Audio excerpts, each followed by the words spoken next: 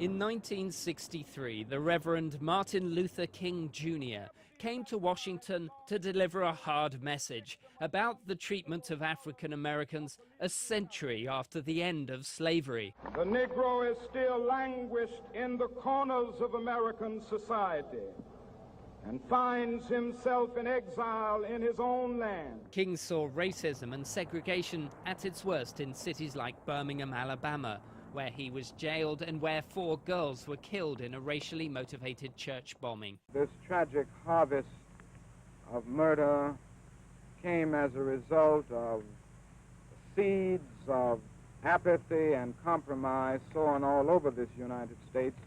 King decried the police beatings but always resisted calls for a violent response and opposed the movement of black separatism led by Malcolm X.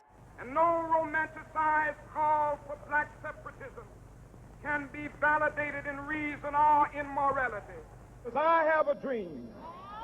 The impact of his most famous address during the March on Washington is still being felt today. That my 4 little children will one day live in a nation where they will not be judged by the color of their skin, but by the content of their character. I have a dream today. King visited the White House to urge President Kennedy to support legal changes to reform voting practices and end racist segregation. Something has happened in the motorcade. Within months, Kennedy was assassinated, but the newly inaugurated President Lyndon B. Johnson signed in these landmark laws. During his life, King faced many death threats, and it was finally ended by a bullet fired by James Earl Ray in 1968 in Memphis, Tennessee. If a man had nothing that was worth dying for, then he was not fit to live.